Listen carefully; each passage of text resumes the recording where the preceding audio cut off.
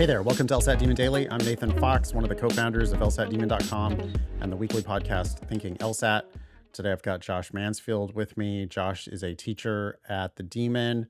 Josh, we've got an email here from Austin who asks, local or prestige? We get variations of this question regularly from students who are trying to balance those two.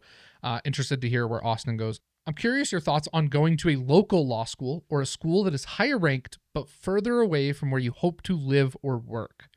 Naturally, the price would make a big difference, but let's ignore price for this question, assuming they are the same. I've heard people suggest that you should go to a school in your area because of the local connections, job prospects, etc. But does that still hold up if the local school near you doesn't have the highest ranking? For me, I live quite close to Lewis and Clark Law School, ranked 99, and am considering it because of its locality. But what if I get into a significantly higher ranked school somewhere else? All the best, Austin.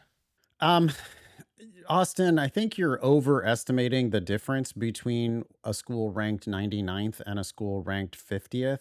Mm-hmm. I just don't think that the differences are that stark. Not only that, but differences can vary wildly from year to year. On the episode of the Thinking LSAT podcast that we recorded today, we were asking what's the deal with Temple Law School. And, Temple right now is ranked like 50th, but it has previously been ranked much higher than that. And my guess is it's probably been ranked lower than that. My own alma mater was like 40th when I went there, and it's 90th now. So you got to take those rankings at that level with a huge grain of salt. The top 10, the top 14, the top 6, the top 3, those don't change all that much. Harvard's always going to be Harvard. Mm-hmm. But Lewis and Clark's never going to be Harvard. And neither is any other school ranked 50th that you might be considering. So, the question is, do you want to live in Oregon? And if you want to live in Oregon, then Lewis and Clark's a great choice. If the price is right. If the price is right. I think there's a flip side to price as well, which is employment outcomes. Yeah. Right. Are you interested in big law? Does your school place in big law? What is the median earned from your school? So I went and polled.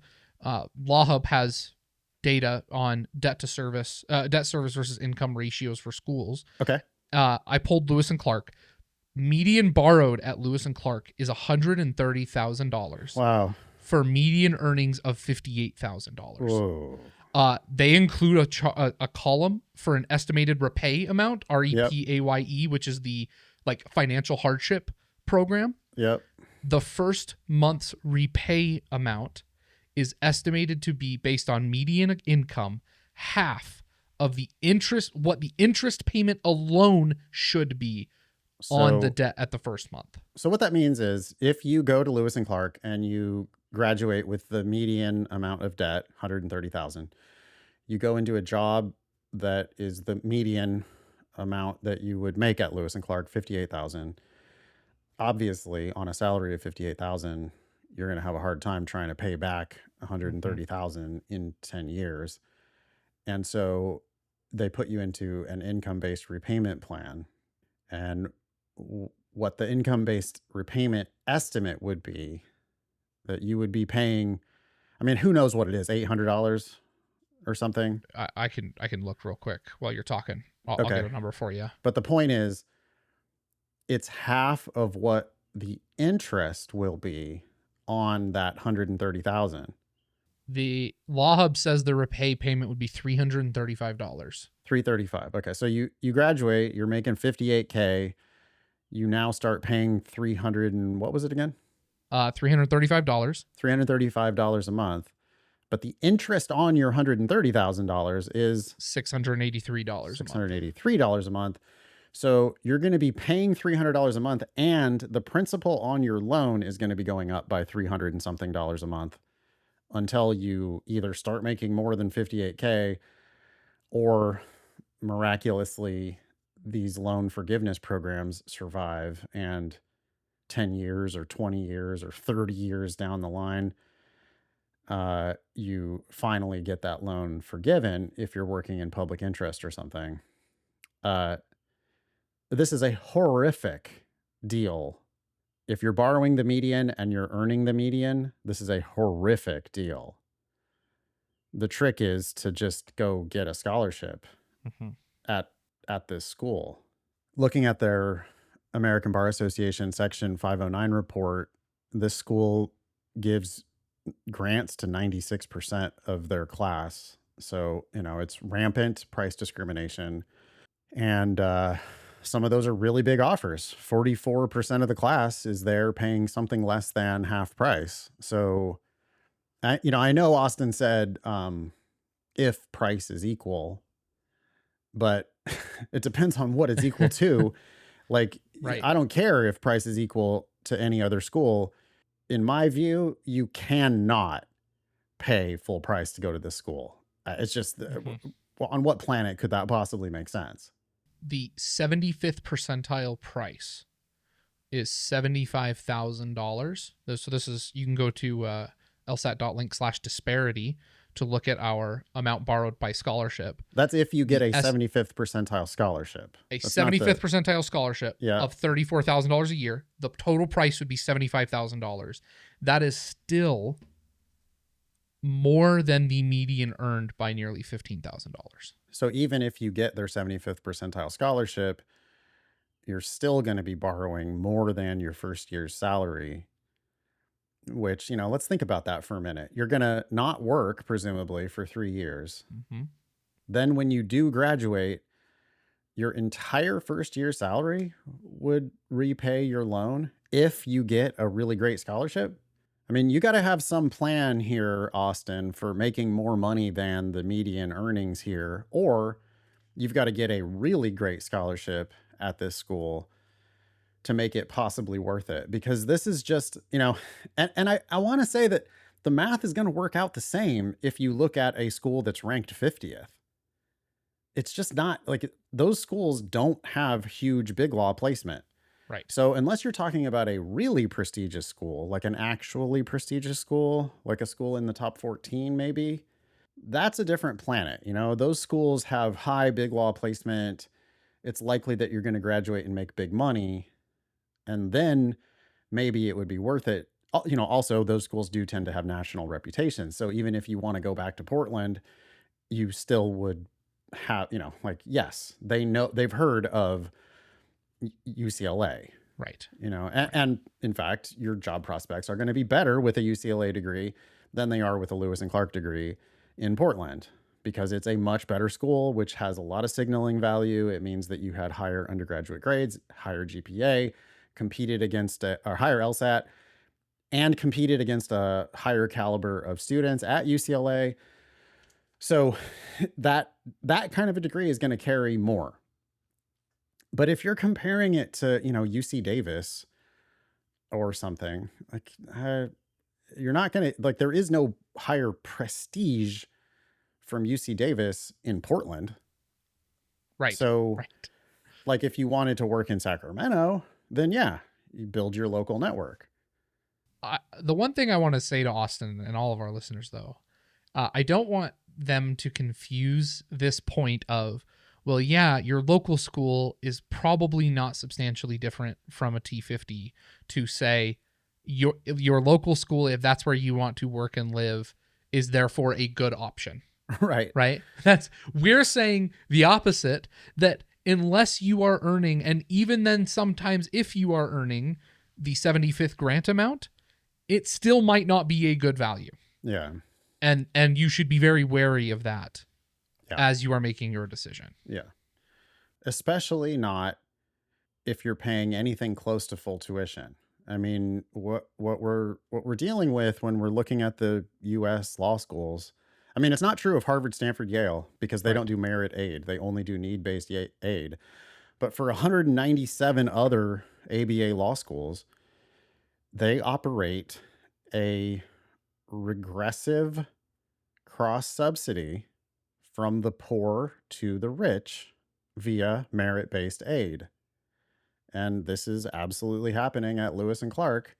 It still might be a bad deal even for people who are getting a great scholarship at Lewis and Clark, but it's a very, very bad deal for the people who are paying for those scholarships. The people who are paying for those scholarships have lower GPA, lower LSAT, and are then funding not only their JD, but someone else in the class who had a higher LSAT and a higher GPA. And it's just the poor giving to the rich. So you got to be really careful paying tuition at these schools. And yeah, that's not an attack on Lewis and Clark. That's an attack No. on all non Harvard, Stanford, Yale law schools. I mean, any school that does this kind of merit based aid, which is public information, you can just go to our scholarship estimator to start doing some investigations here. It just ends up being not a good deal if you're paying anything close to what they nominally say is their tuition. Yeah. Be careful. Best of luck. Hope you get It's a good like scholarship too. way, way, way worse. Like an order of magnitude worse than paying MSRP for a brand new car. Like if you pay MSRP for a brand new car, you know you're getting ripped off, Yeah, right. right? I mean, that's just how it works. That's how car dealerships work. If you're not getting a discount off MSRP, you're overpaying. And I mean, they're probably going to also overcharge you in a million other ways. But still, you're like, what, getting ripped off by like $8,000? Law school is going to rip you off for $80,000 or more. They have just a purely fictional full tuition. And again, like they're giving some sort of discount to 96% of the class. So not only do you need to get a discount, but you need to get a hefty discount to make this school even close to worth it.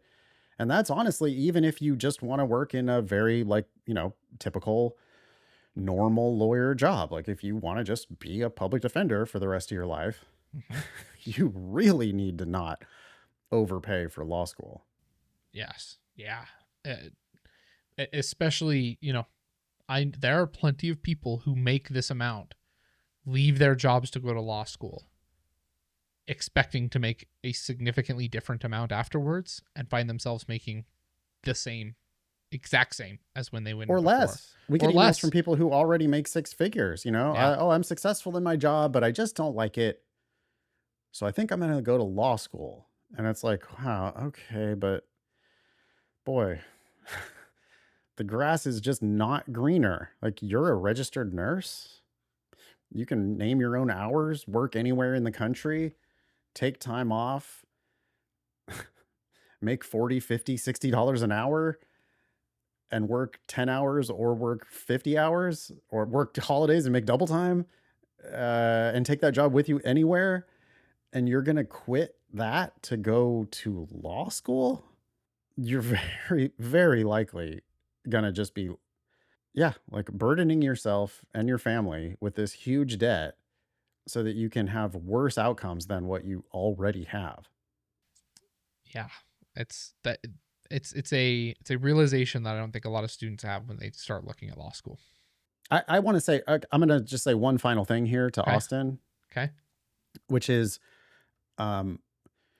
Lewis and Clark is definitely what we would call a regional school, but so are most of the schools in the top 50. They might claim to be, oh, we have a national reputation. No, you don't. There aren't 50. No, who can even name 50 law schools? There's no way that you have a national reputation when you're ranked 35th in the country. That's a regional law school.